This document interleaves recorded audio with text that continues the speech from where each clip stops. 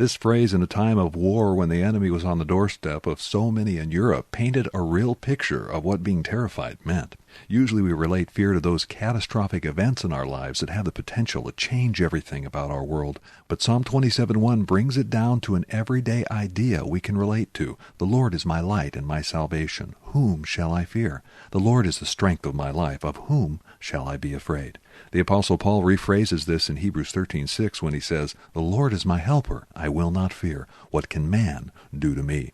In the original language, this means to cry out and shout for help with the notion that perfect help is on the way. This word fear comes from the same root word as our word phobia, with the idea that your fear is not necessary if you know the help you need is at hand.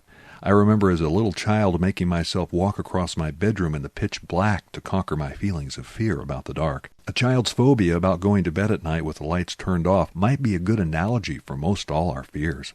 The temptation is to turn on the light to relieve the paranoia, but the real challenge with fear in life is to leave the light off and allow the Lord to comfort your fear and rely on His presence to provide the pocket of peace you need to survive every day in a world that can be exceedingly frightening.